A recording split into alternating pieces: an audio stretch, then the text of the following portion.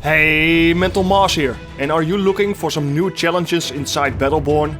Well, Attikus and the Thrall Rebellion has you covered, as the difficulty will scale up during your play sessions. But completing new challenges will also result in some new rewards. Let's go in depth about this with the creative director.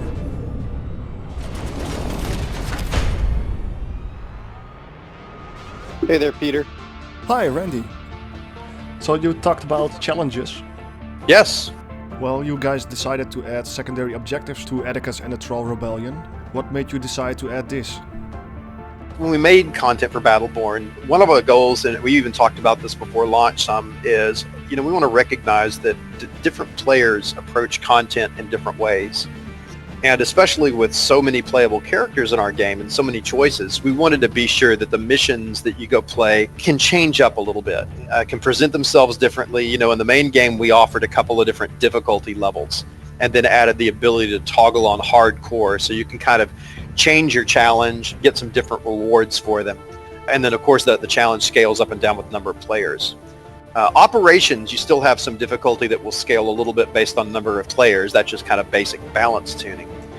But we added a system, we talked about it a little bit in the PAX panel, called Operation Points. You'll still get the traditional score for Battleborn just to measure how much you've done and how many things you've killed and compare yourself against someone else. But Operation Points are tied very closely to the gameplay itself. So the very first time you play, you will start at 0 operation points. Every time you play an operation within that playthrough, you can earn 50 points. So the very first time you play, you start at 0, and if you have a perfect run, you can get 50 points.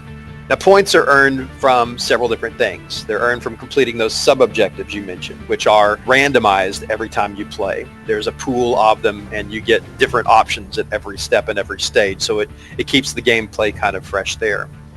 You can also find operation points from chests. So one of the things we've always encouraged just in Battleborn, just like we did with Borderlands, is the idea that you need to go and explore the map, find every chest, find every nook and corner, open those up. So Are there hidden loot chests in the story operations? absolutely. Uh-oh, I have to make more guides.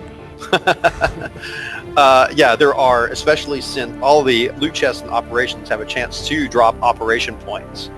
I believe every time you play, 10 of the 50 operation points you receive are from random loot chests. But there will be, just like we did in the main game, there are bigger ones and smaller ones, and they, just like you did expose in your guide, they'll appear in random locations. Again, it's one of those tricks we learned from Borderlands development. It keeps the levels fresh and keeps you exploring and keeps it interesting. Cool. So if you do a really good job of all that, you'll be able to earn 50 points during the mission. Now, here's the interesting thing. As the operation points get higher, even on that very first mission you play, as they progress, as you go from 10 to 20 to 25 to 30, however many you have, we have kind of a self-tuning idea in the operations that the operation will continue to become increasingly more difficult. In some ways, it happens that the enemies just start to get more health and do more damage, and that kind of creeps up programmatically. But then there will be some other types of enemies that can appear on higher difficulties. The bosses can get that you'll fight will have special attacks and will do things a little bit differently as you get higher and higher. Operations can get up to a maximum score and or difficulty of 100 points. Now obviously you can't do that on the first playthrough. We've designed it again. You're going to come and play through multiple times, and kind of recognizing that our players who like to play missions multiple times really do want to see the mission become more challenging. They don't want it to always be the same. They don't want to stay at that difficulty. So we're kind of slowly incrementing it over time.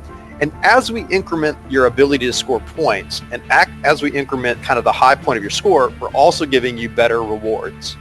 So at 50 operation points, you will earn a skin for the character that you are playing.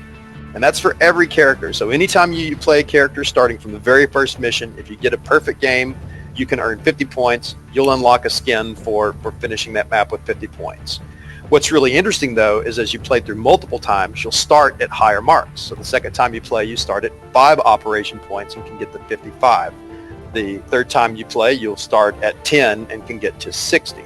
So eventually, after your 10th playthrough, you'll start right at 50. So if your interest is really just want to grind through the operation and unlock the skin for your favorite characters, eventually that first skin will be something that you're just going to get by default for playing. So that's a neat way for players that just want the rewards to kind of play a longer game. It's a little bit grindy, but again, it brings you back to replay and all that to get to those rewards. What gets really exciting is those aren't the only rewards that we have. The first time you hit 60 ops points in every operation, we're going to give you a faction commander pack. I believe for Attikus, it's a Jennerit faction commander pack, which again guarantees skins, gives you a really good chance at some taunts, and also offers a slightly better gear than you get out of the normal pack. If you get to 100 points, if you have a perfect game, which is pretty hard to do, once you can get there, every time you hit 100 points, you're going to get another faction commander pack.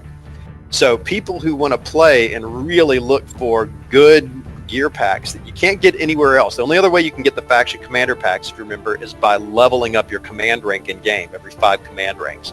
So this is another way to, again, play a mission, have a good experience, and shoot for that really high score mark where you're going to be able to get that faction commander pack, something really to aspire to and really bring you and motivate really good gameplay. There are also some titles that you can unlock at different rewards tiers. I think you get one at 25 and one at 75. And there's another point that you can get skin. I think we set it at 85 point.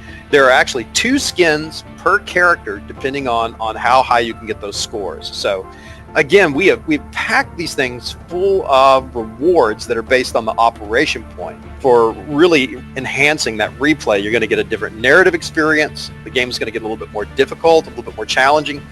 And if you get your ops points to certain totals, you're really striving to get certain rewards and certain reward levels in here. So I think those are something that really stacks up, hopefully that makes these things even more replayable than the main missions in the core game. And I think a really, really valuable DLC for players to pick up and jump in. They are 1 to 3 players, not all the way up to 5. And we did that because we wanted to be able to tune the challenge a little bit closer to be sure that ops points ramp has a good challenge to it as you grow. When we have to support 1 player to 5 players on those levels, it takes a lot of time to get the tuning really, really well. We did a lot of work and a lot of tuning and a lot of patching post-game on the main Battleborn to do that. So with operations, we wanted to make it a little bit tighter experience and tune it in a little bit more closely for a good solid 3-player experience. But you can still play single player or 2-player if you prefer. I will throw out one other little note about the operation missions that's important. I know some players are like, man, I just like to kind of have a relaxed time with my friends. I don't care about rewards. I don't care about points. And that difficulty thing scares me.